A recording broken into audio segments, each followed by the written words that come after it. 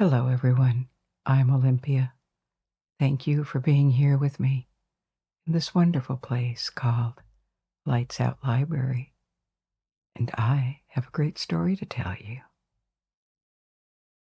In the heart of Beijing stands the largest palace left by Imperial China in its 20 centuries of history. For 500 years, emperors ruled the most populated state in the world behind its walls, almost never leaving the city within the city. Thousands of rooms, gardens, pavilions, walls, and towers are all organized to glorify and protect the emperors of China, not just from men, but from gods and spirits too. This palace was not only designed to showcase the power of the emperors, who connected themselves to the order of the universe, but was also an attempt to approach earthly perfection. Tonight we are going to explore the pavilions, the temples, the gardens, and discover what life was like behind these walls that most people would never be allowed to cross. Along with it, we will explore the history of the last 500 years of the Chinese emperor, from its times of glory and isolation under the Ming and Qing dynasties to its decay and humiliation in the 19th century with the Opium Wars or the Boxer Rebellion, and finally to its fall at the beginning of the 20th century at the time of Puyi, the last emperor. So, welcome to the Forbidden City. Before we begin, just a quick note.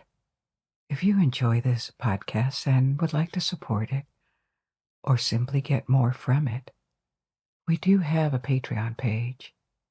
Patreon is a platform that lets listeners support projects they care about directly, and it also gives you access to ad-free listening on your favorite podcast apps. Our lowest tier starts at $3.50 a month, but everyone gets access to the same content. We believe people should contribute what they want or what they can, and that nothing should be kept behind unnecessary barriers, because the world is a better place when the sun shines for everyone. On Patreon, you'll find exclusive episodes, early releases as a thank you, and the option to listen to or download all episodes with or without background sounds. We've included links to Patreon as well as to different listening platforms in the episode description, so you can choose whatever works best for you. But before we dive deep into our story, let's take a moment together to prepare for our journey ahead. If you'd like, gently close your eyes and let your daily concerns drift away. Find a position that feels natural and cozy. Perhaps make small adjustments until you're perfectly comfortable. Now, draw in a deep, nourishing breath, and as you release it softly, notice how your body responds. Feel the warmth flowing from your neck down through your shoulders, melting away any tension. Let your facial muscles become soft, your jaw loose, your fingers naturally open, and your legs completely at ease. And as you settle into this peaceful state, my voice will be your gentle companion as we begin our exploration together. And now that you are ready, let's push the doors of the Forbidden City. The capital of China, Beijing, is a gigantic metropolis with more than 22 million people, the equivalent of Florida. or all of Scandinavia living in the same urban area. At its center, in one of the rare spaces that have been preserved from decades of urbanization, from highways and skyscrapers, stands an ensemble of hundreds of buildings and thousands of rooms.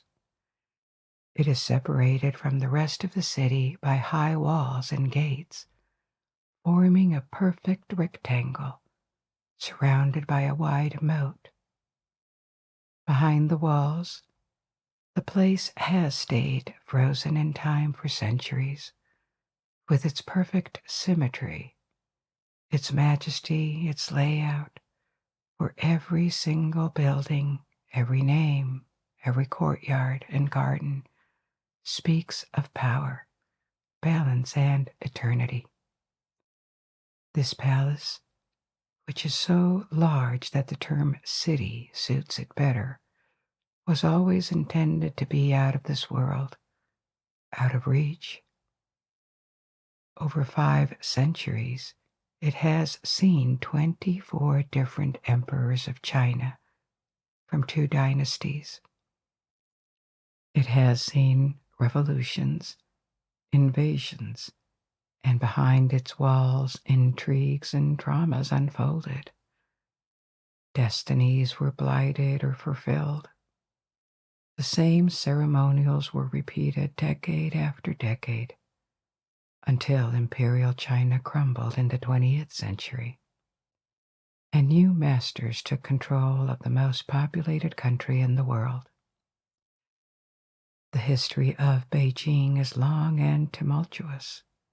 It dates back over 3,000 years. Beijing was a capital before the first unification of China, which happened in the 3rd century BC.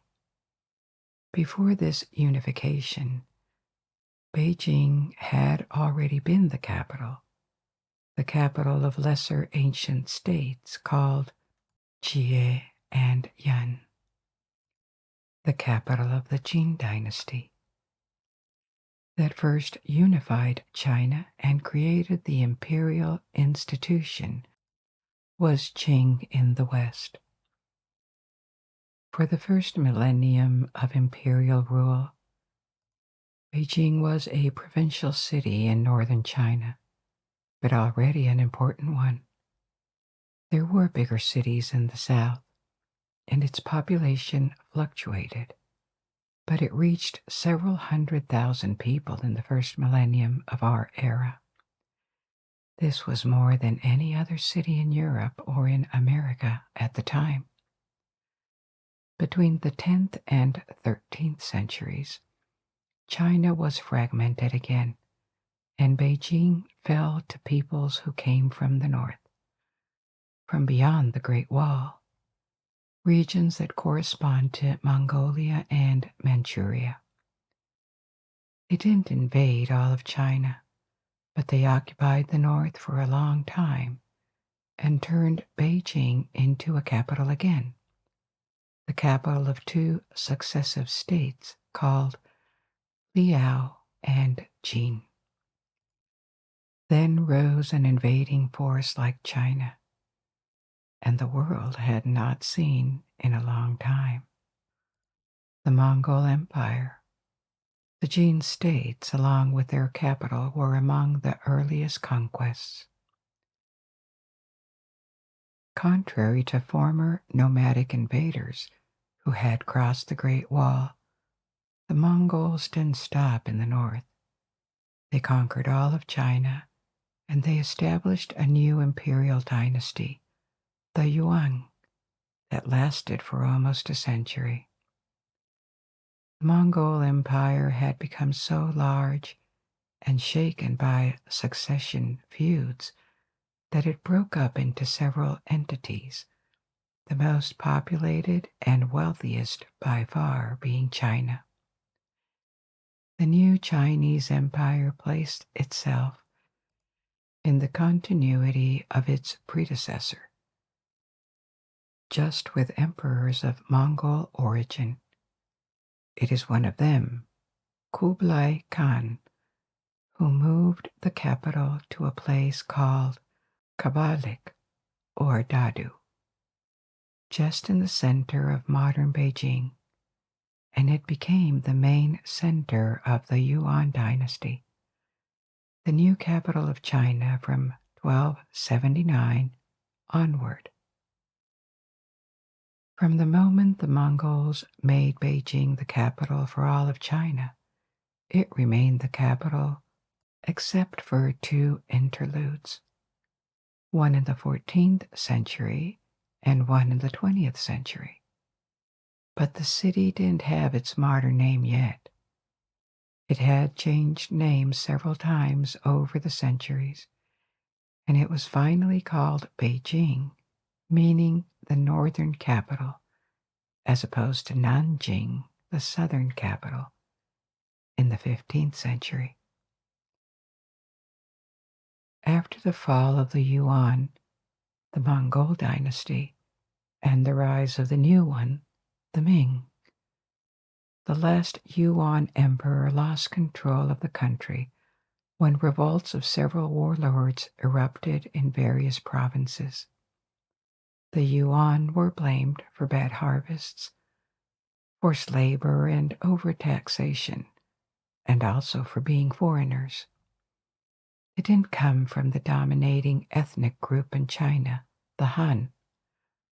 Among those warlords, one called Zhuanzang conquered the city of Nanjing, the southern capital, where he founded a new dynasty, the Ming. It took him years, but he vanquished his rivals. To make his imperial ambitions known, he sent an army to capture the Yuan capital, Dadu, on the site of present-day Beijing. The first decades of the Ming were tumultuous, with a series of succession crises until the very beginning of the 15th century, with the accession of Yongle, the new Ming emperor who imposed his will. Yongle moved the capital from Nanjing to Beijing again and ordered the complete transformation of the new capital in 1403. The remains of the Yuan capital were mostly eliminated, and a large perimeter called the Imperial City was created, where palaces, temples, offices, and gardens were erected. At the heart of this imperial city, a new palace that would surpass in size and splendor anything in China had ever known, the Forbidden City. No effort or spending was spared to turn it into a symbol of power and perfection. The construction lasted 14 years, and more than 1 million workers took part in it to level the ground, dig moats, erect walls, and bring precious materials from all over China. The floors were paved with golden bricks brought from Suzhou in the east. The wood elements included whole logs of precious woods from the jungles of the southwest, and marbles were extracted in northern China. When it was completed in 1420, the complex looked almost like today. There would be minor alterations in the following centuries, but it was already the model of perfection that its founder had envisioned. It was larger than any other old palace in the world, 72 hectares, surrounded by large moats and high walls, laid out with a sense of perfect symmetry. It had 4 gates, one for each cardinal point, the main one being the southern gate that communicates with Tiananmen Square nowadays. Legend appeared that the Forbidden City had 9,999 rooms, just one short of 10,000, which would be a figure of heavenly perfection that humans should not try to reach on earth. In reality, it is a bit less, but still more than 8,000 rooms spread out in many pavilions, halls, palaces, and temples. Visitors passing through the main gate, the southern gate, could only be struck by its size. It served both as a stronghold and as a ceremonial space, more than merely a gate.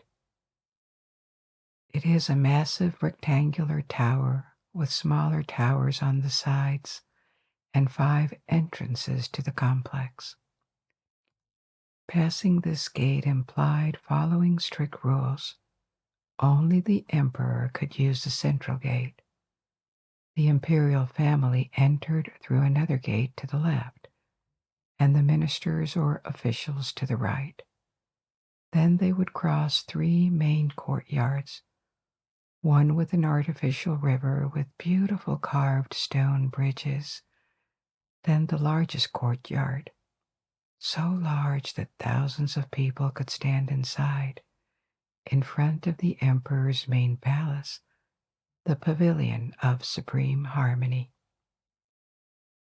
It used to be the place where the emperor received senior officials and foreign delegations, where important ceremonies were celebrated, like the advent of new emperors, weddings, the Chinese New Year, or declarations of war. This pavilion was for centuries the very center and symbol of imperial power in China, from where the lives of tens of millions of subjects could be decided.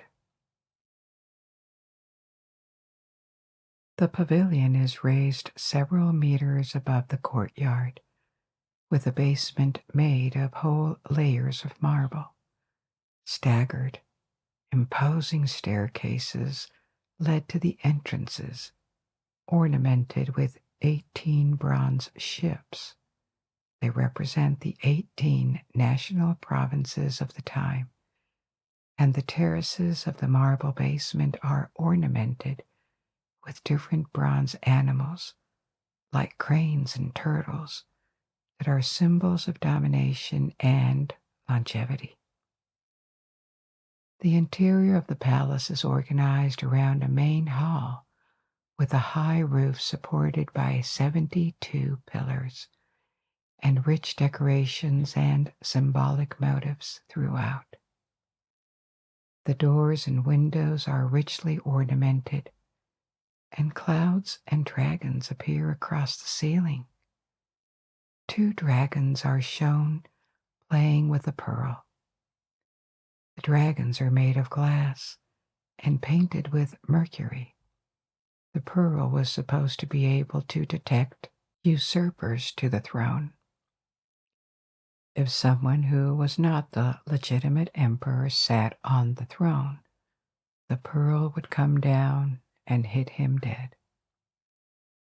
The throne itself is located right in the center of the room, on a platform high enough to ensure that the courtiers and visitors in the room would always stay at the level of the feet of the emperor. The throne is made of sandalwood and richly decorated with dragons and gold symbols that give it an aura of mystery and solemnity. Beyond the Pavilion of Supreme Harmony, where the emperor presided over great ceremonies, lies another courtyard, and to the north of it stands yet another hall, the Pavilion of Preserved Harmony. Ming emperors used it to change clothes before or after going to the Pavilion of Supreme Harmony, and in the following dynasty, the Qing, this pavilion also became a place for banquets when there were less important celebrations, like the marriage of a princess, or when the emperor desired to entertain high officials or governors of provinces. At the end of the 18th century, this pavilion also became the place where the final phase of the national examination took place. This was an old Chinese tradition. Many titles, fortunes, and privileges were hereditary, but the recruitment of high-ranking administrators and bureaucrats was open and as meritocratic as possible. There was a system of competitive examination, and coming out on top of this national examination that took place every year was an honor and an open door to responsibilities and a spectacular rise in social standing.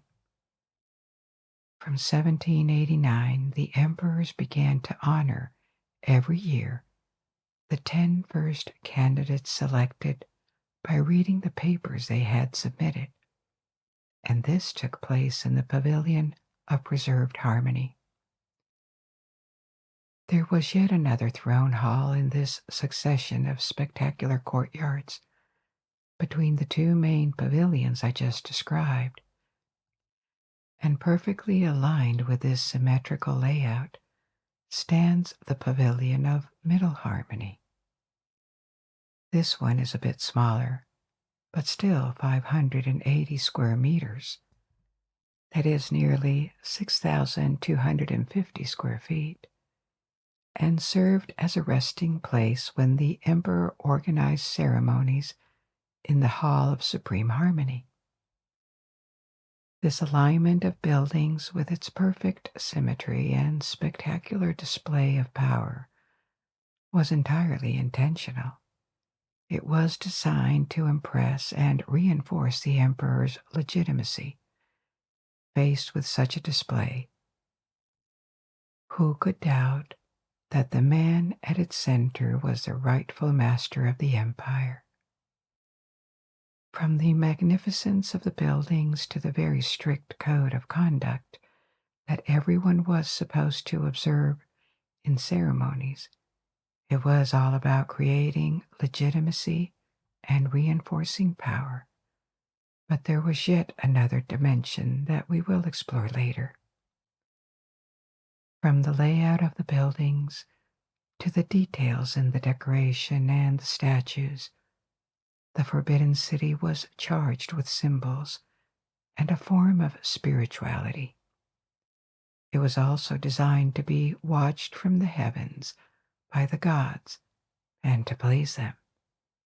It was conceived to protect the ruler from any bad spirit or influences.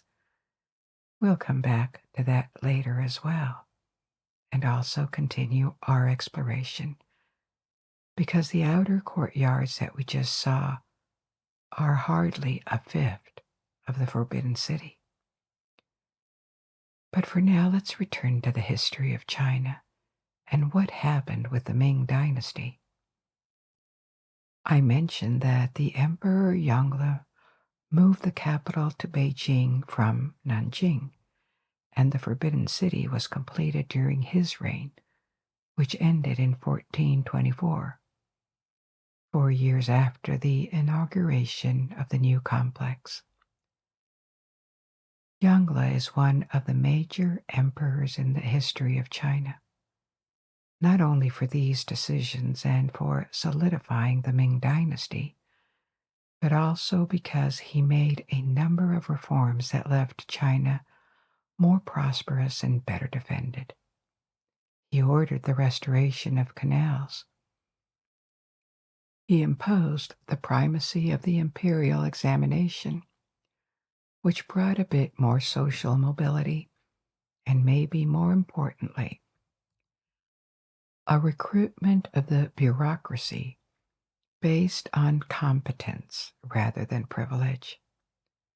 Also, under his reign, China started exploring the seas 70 years before the first long-haul exploration journeys of European navigators. These Chinese expeditions were led by an explorer and scholar called Zheng He, and he reached the Indian Ocean and as far as Arabia and the east of Africa. But in the following decades, the successors were way less outward-looking, and China was already such a big empire, with by far the largest population in the world, that it became increasingly closed on itself and uninterested in what happened beyond its immediate neighbors. Still, the 15th and 16th centuries were a period of relative prosperity, reflected in the flourishing of Chinese literature, painting, poetry, music, opera, and a wide range of crafts and luxury goods. The Ming period marked a high point in the production of fine arts and craftsmanship and high society, though a small minority adopted a highly refined and luxurious lifestyle. The population increased even though the bureaucracy was powerful and a census was organized regularly. Numbers can only be estimated, but most historians place it between 160 and 200 million people by the middle of the 17th century. At the time, the first half of the 17th century, China had around 28% of the world's population, a bit more than today, even though the country was not as large. It was followed by the Mughal Empire in India, with 20%, and then far behind the Spanish Empire, including Portugal at the time, and all of their possessions in America had just 5%. After that, there were countries with 3 to 5% of the world's population, like the Ottoman Empire, the Holy Roman Empire, but it was not a unified state, France, and the Tokugawa Shogunate Empire. So, looking at the history of the world, there is no denying that in the 16th and early 17th century, China under the Ming was probably by far the largest power in the world, but a great power that was almost uninterested in exploring and projecting its might or its trade network beyond East Asia, and one that saw itself as the Middle Kingdom, the center of the civilized world, the beacon of culture, and at the time there was probably some truth to it. But China would soon realize that its position was not secured forever. In the first half of the 17th century, the Ming Dynasty began to decline after 2 centuries of uncontested supremacy, not because of the intrusion of foreign European traders. In the 17th century, China was still unbothered by them and actually benefited from the contacts that European navigators had established. The first to arrive were the Portuguese, followed by the Spanish and the Dutch, and then the English and the French. Europeans were very interested in trading with China. Chinese products already were or became very popular in Europe, from tea to porcelain to silk. China was largely self-sufficient and unwilling to trade for other things than precious metals. The difficulty of Europeans to sell things to China would be one of the reasons behind the Opium Wars in the 19th century to force the importation of opium upon China. I will tell you about this later in the story. So, in the 17th century, international trade provoked an influx of precious metals, especially of silver in China, and a new wealthy class of Chinese traders appeared. Thanks to these contacts with the Europeans, selling products to these foreigners was something the Ming had no problem with, as it also filled their coffers through taxation. It may have helped prolong the Ming Dynasty. Another consequence of these contacts, also rather positive for China, was the introduction of new crops, new plants to the country via the mechanism called the Columbian Exchange, named after Christopher Columbus. One of the greatest treasures found in America was not necessarily gold. It was the discovery of new crops like maize, tomatoes, and potatoes that were highly productive. Potatoes alone probably saved millions of people from starvation, from famine in the following centuries, in all the regions where this new plant was introduced, and that included China. So at this point in the 17th century, Europeans were not seen as a big threat. They were just too few and too far away to be a danger of any kind. They were just cautiously restricted to islands near Guangzhou, Canton in the south. Like Macau, where the Portuguese had a trading post to prevent them from introducing their ideas or religions. But they were treated like other foreigners. All foreigners were explicitly unwelcome to mainland China, with the exception of a few embassies. What really caused the fall of the Ming is a series of internal reasons. There was a new economic collapse, floods, and epidemics that happened by the middle of the 17th century. This made rebellions appear among peasants who could no longer pay their taxes and feed themselves. At the same time, a threat was forming in the north beyond the Great Wall, the rise of the Manchu. Manchuria was populated by nomadic tribes. They were unified at the beginning of the 17th century, and they formed a state that initially collaborated with the Ming before turning against them as they became well aware of their weaknesses. In 1638, the Manchu invaded Korea, an old ally of the Ming Dynasty, and open warfare with China began.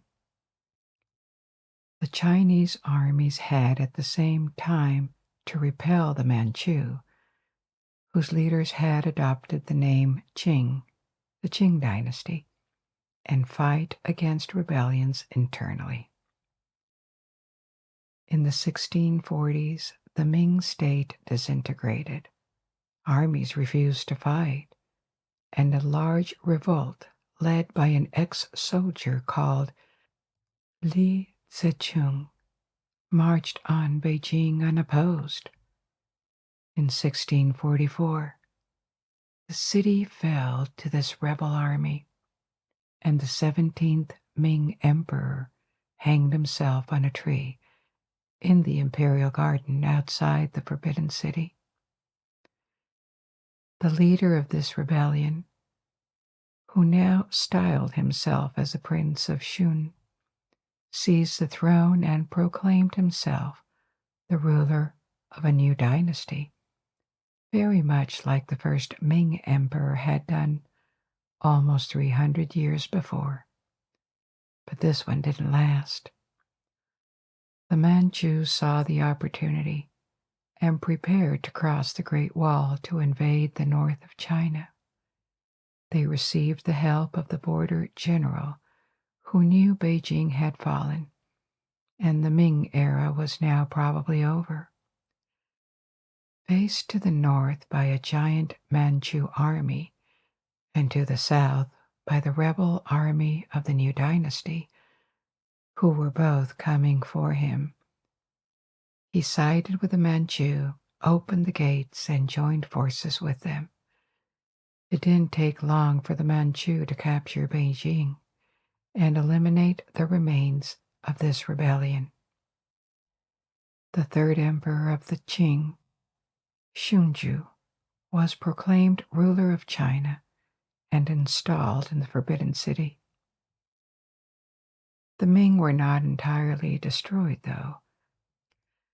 They still had bastions in the center and the south of China, with several pretenders who were princes with royal blood.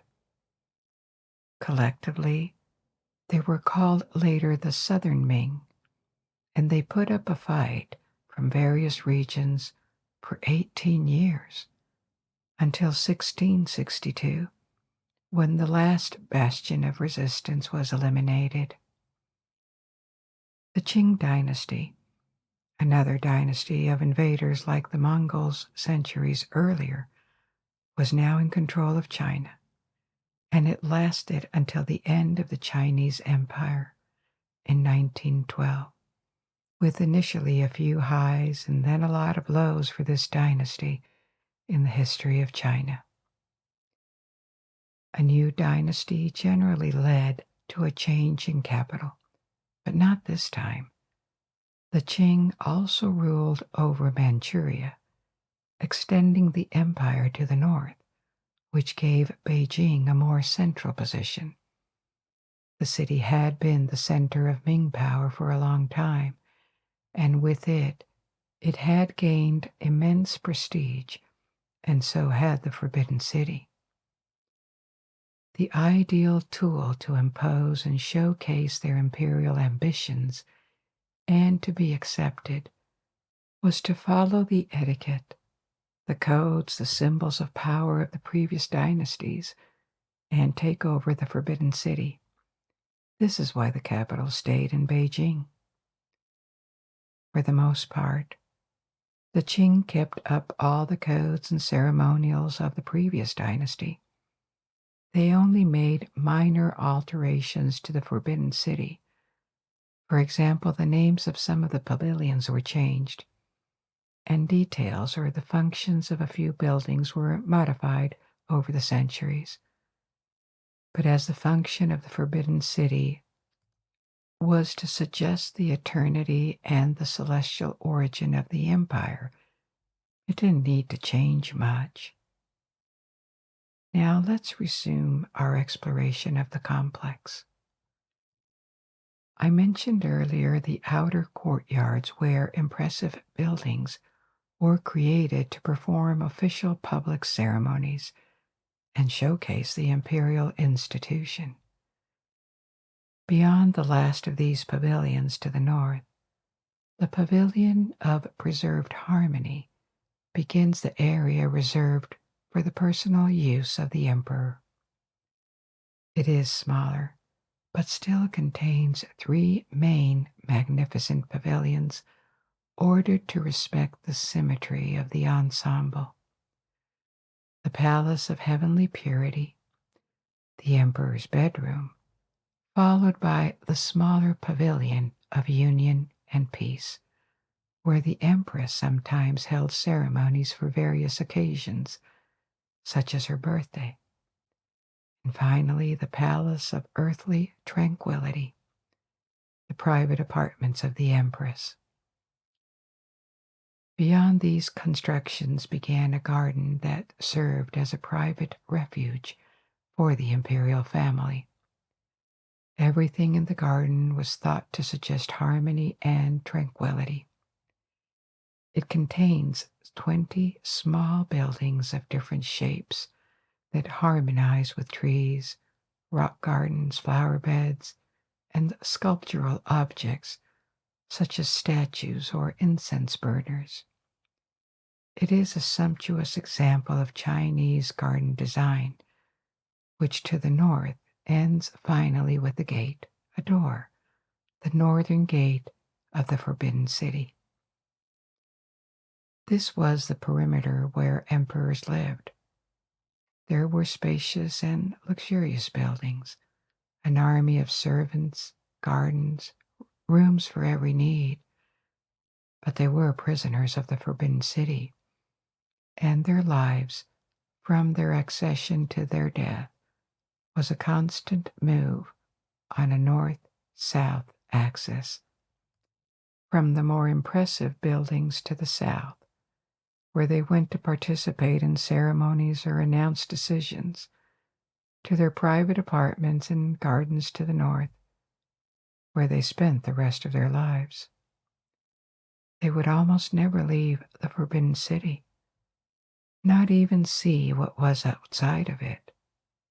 The high buildings and walls limited their horizon to what was finally a small perimeter. On either side of it, to the east and to the west, are two areas with a density of smaller pavilions that were dedicated to palace life. There were palaces for concubines, kitchens, countless bedrooms, offices, and smaller courtyards that make these areas of the complex look like a small town within the walls of the Forbidden City. To the south, and again on either side of the outer courtyard, are areas with guardhouses, armories, and all sorts of pavilions, libraries, temples, offices, and more gardens. Emperors were obviously powerful, but in such a closed environment where all they knew about the outside world was filtered through administrators and official mail, the reality of their power was questionable. It is unclear whether they could be aware of what really happened in their empire, and there was always the risk that the influential courtiers could manipulate them. Around the emperors was a group of palace administrators, often eunuchs, that in some periods, especially under the Qing, when emperors became weaker, would gain considerable influence and power by obtaining the emperor's trust or by acting on their own. Of course, they also competed and fought for influence, turning the Forbidden City into a microcosm of court politics, often with a cutthroat atmosphere. These dynamics were not unique to the Chinese imperial court. Other empires and kingdoms had their share of intrigues as well. One can look, for example, to the Ottoman court at Topkapi Palace in Istanbul during the same period, or to the courts of Europe. But the closed environment of the Forbidden City, the creation of a space like no other, literally separated from the rest of the world, where little ever changed, and which remained largely impervious to events beyond its walls, magnified these dynamics. When the Chinese regime became decadent long before its fall, it is unclear to what extent the emperors even understood it. In their segregated life, where the rest of the world was just a bunch of maps and every piece of information was coded in diplomatic language and adoration for their persona, decadence happened. Let's see what the Qing did while in power. If you look at a map with Chinese frontiers from the installation of the Qing Dynasty in 1644 to the end of the 19th century, you could easily conclude that China did very well in the period. It expanded, and indeed the Qing were conquerors that gave China frontiers that resembled its modern frontiers. They added Manchuria to the Chinese Empire because it is where they came from, and they successfully eliminated the remnants of Ming resistance. Then in the 18th century, they considerably expanded to the north and to the west, annexing neighboring territories such as Mongolia in the north and Tibet in the southwest.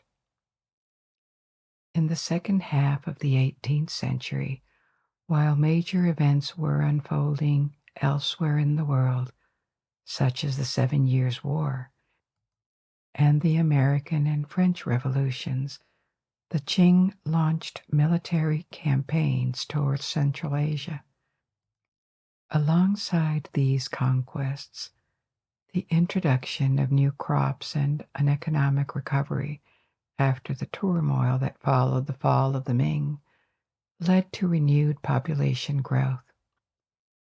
It surpassed 300 million in the 18th century and reached 400 million in the 19th century.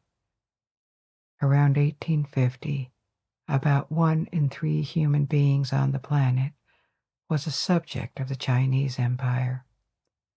Probably the moment when China weighed the most in world demographics. But population growth was actually a big challenge to the dynasty, as it maintained the constant risk of famine.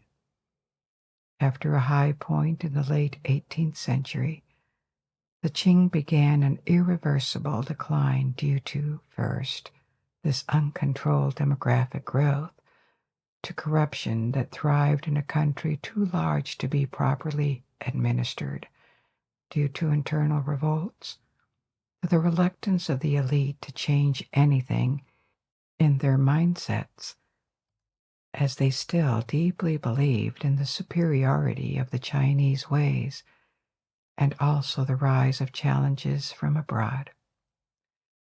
The regime was already weakened internally in the 19th century, when European powers led by Great Britain increased their pressure and meddling into Chinese affairs. Earlier I mentioned that in the 17th and 18th centuries, China had a large trade surplus with other nations, and that European traders had a hard time finding products that the Chinese would be interested in buying. One appeared in the late 18th century and soared in the 19th century: opium. In India, the British East India Company had begun to cultivate opium that was sold to private traders who transported it to China. Opium had been known for a long time in China, where it was used in small doses as medicine. But in the 18th century, the new practice of smoking opium as a recreational drug increased dramatically. It was made illegal in China because addiction was spreading, but this didn't stop the demand from rising. Countless clandestine establishments appeared where people spent hours lying, smoking opium in a state of stupor. This reached every level of Chinese society, not just the rich, as opium was relatively affordable as a drug, and by the 1830s, this trade represented already thousands of tons annually. As opium would not legally enter China, it was sold to smugglers, and the East India Company was barely hiding its activity. It sent opium to its warehouses in the regions of Canton. The Qing Emperor resolved to stop this illegal trade, partly out of concern for the moral decay of opium addicts, and partly because of the outflow of silver, because it had grown so much that China was in the process of losing its trade surplus. Chinese troops blockaded the warehouses and managed to seize the stocks to burn them. As a reaction, Great Britain sent first a small fleet and then troops to retaliate and demand reparations for the losses, plus the guarantee of future security for trade. At this time, the technological level of the Chinese army had become obsolete compared with the guns of the Royal Navy, which could bombard ports and use its superior ships and firepower to inflict a series of defeats on the Qing Empire. Already in a weak position internally, the Qing had little choice but to sign for peace and accept a treaty that ceded the island of Hong Kong, opened several ports to free trade with British merchants, and imposed war payments. This peace treaty with a European nation was just the first of several that have been called the unequal treaties, because in fact they were more like decrees through which foreign nations forced China to open its trade, give them territories, and lift restrictions on the sale of their products. The following year, France obtained the same conditions, and 10 years later a second Opium War erupted, this time with a coalition of Britain, France, and Russia. So Britain was in Hong Kong and Malaya. France had begun meddling in the affairs of Vietnam, just south of the Chinese border, and Russia was now present in the Pacific and East Asia, with big ambitions and a long frontier with the north of China. Another treaty was imposed, opening more ports, legalizing totally the opium trade, and granting traders and missionaries the right to travel without restrictions within China.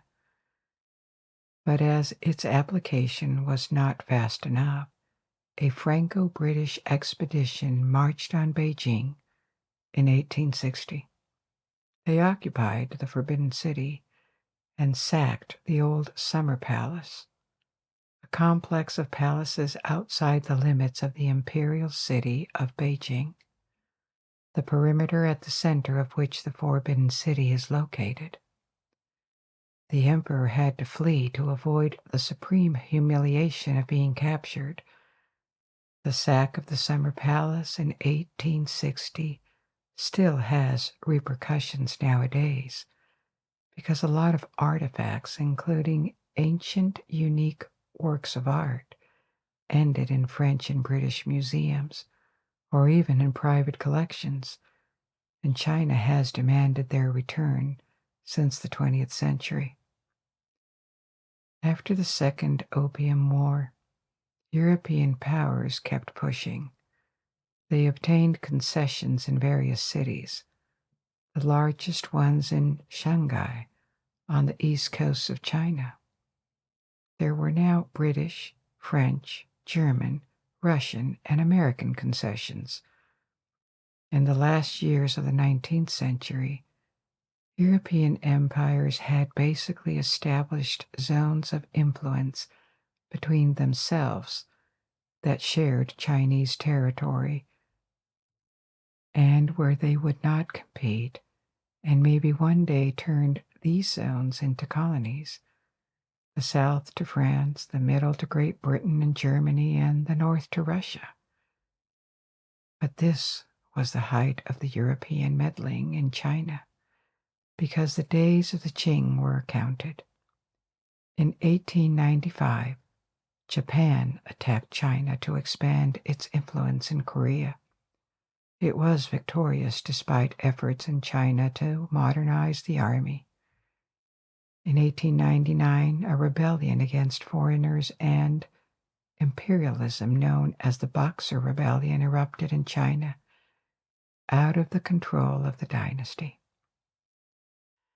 The throne was occupied by an Empress Dowager Cixi, who normally controlled the Qing Empire, but in reality, her powers beyond the walls of the Forbidden City were fragile, as the administration was extremely corrupt and the army unable to repel enemies.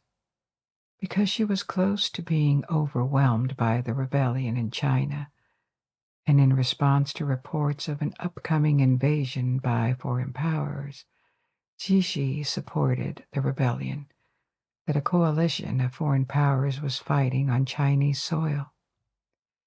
This time, even more countries had joined the banquet. On top of the countries I mentioned before, Japan, the USA, Italy, and Austria-Hungary had all joined the coalition. This alliance of 8 nations brought troops to China, defeated the imperial army, and once again marched on Beijing to capture it, ending the Boxer War in a bloodbath. This episode actually had the consequence of discouraging European powers to colonize China directly, because they had seen how hard it would be to control a country with such a large population, and they concluded that it was in their interest to keep the ruling dynasty and deal with it. But internally, the Qing and the imperial system were now deprived of credibility. The fall happened in 1911-1912. Cixi had died in 1908 after appointing a 2-year-old boy, Puyi, as the successor to the throne. The world had completely changed outside the walls of the Forbidden City. Europe and America were propelled by industrialization and new technologies. They were more prosperous and powerful than ever, inventing a new world in which China, with its conservatism and inability to change or put up a fight, was not expected to be anything else than a satellite. The Forbidden City was nothing else than an outdated facade for an empire that had already crumbled. It had lost its grip on the country. In 1911, most provinces rejected Qing rule, and they formed a republic with its capital in Nanjing.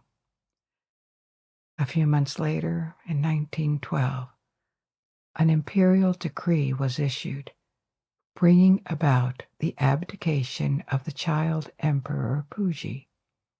He was 6 at the time, but the Forbidden City was not deserted yet.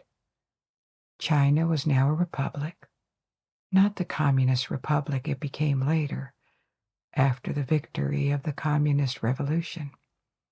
This would happen decades later, after the Second World War.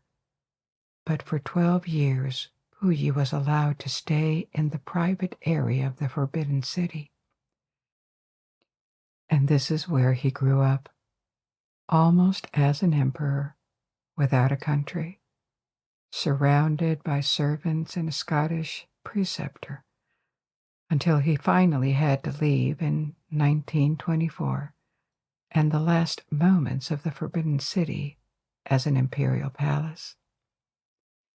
Indeed, Puyi didn't disappear. He was placed by the Japanese on the throne of a puppet state they created in Manchuria. And after the Second World War, he went through re-education in communist camps, was released, and published an autobiography. If you want to know more about him, I strongly suggest you watch a movie from the 80s called The Last Emperor. It is magnificent, and there are scenes filmed in the Forbidden City that will give you a sense of what life could be like behind these walls before and after the collapse of Imperial China. Earlier in the story, I mentioned that the Forbidden City was also filled with symbols and meaning, from its layout to its decoration. All of this can be seen in Beijing today. It was turned into a museum, and large parts of the Forbidden City are open to the public. As for the architectural layout, I already mentioned that the city followed a very strict rule of symmetry. When the emperor took his palace on one of his thrones, he sat on the central axis of the Forbidden City. This symmetry extended even to each individual pavilion. There are almost no curves except for smaller decorative elements. Everything is drawn in a rectilinear way to express the order, the regularity that the emperor represented. The ancient Chinese also saw the universe as made of four main components, four main spaces: the heavens, the earth, the sun, and the moon. In the inner courtyard, these elements are present. The emperor lives in the palace of celestial purity, as he was associated with the god of heaven.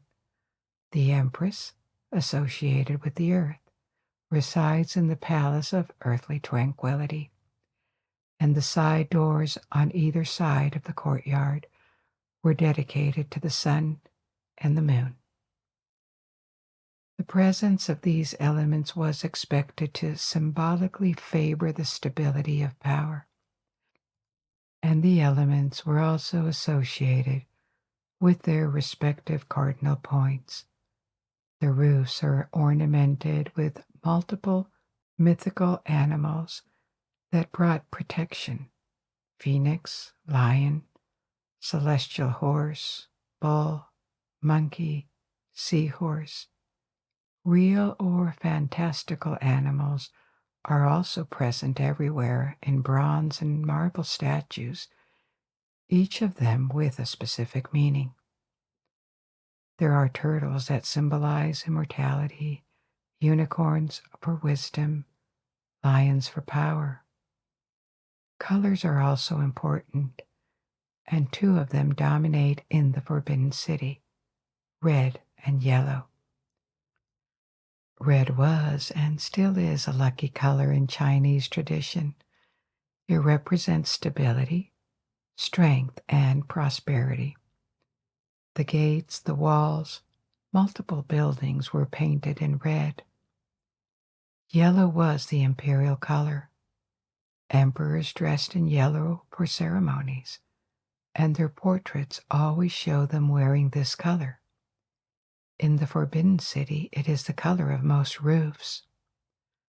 Certain numbers are also repeated, even though it is not always sure that this was intentional.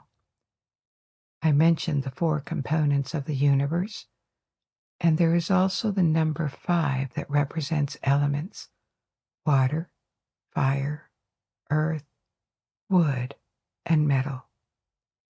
Depending on the function of the pavilions, these elements were more or less represented in the building materials and the ornaments, because each of them was associated with different characteristics: fire with the emperor, water with the empress, metal with martial arts, and wood with knowledge and culture. The number 9 also comes back often in the number of animals on roofs or in decorative elements. I mentioned that the last emperor abdicated in 1912. He was sick, so in reality others took the decision. But he was allowed to stay in the inner court, the sector dedicated to the emperor's private life, for 12 more years. In 1924, there was a coup, and he was evicted.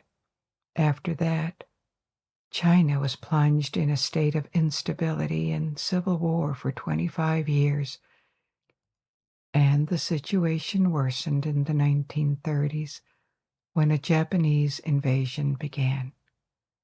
The war against Japan suspended the civil war for several years, and when it resumed at the end of the Second World War, the communist faction won and established the People's Republic of China on almost all the territory, almost because the main opposing party, Kuomintang, took refuge in Taiwan. China still claims Taiwan as part of its territory that, in its view, is occupied by a rebellion. And this is the origin of the animosity between the People's Republic of China and Taiwan. A lot of countries around the world, including all of Western Europe, the USA, Canada, Australia, and Russia, don't have formal diplomatic relations with Taiwan, but they keep informal contact with it and recognize the Taiwanese passport as a valid travel document. Parts of the treasures of the Forbidden City are actually in Taiwan, as they were taken by the Kuomintang before it lost continental China. But the majority is displayed in the Forbidden City itself, which receives millions of visitors every year. So this is all for tonight. I hope you enjoyed the story, and don't hesitate to watch The Last Emperor. You won't regret it. But for now, you may let go and fall into a restful sleep. Or if you're not sleepy yet, you may pick another story from my ever-growing library. And until we meet again, good night. Sleep well.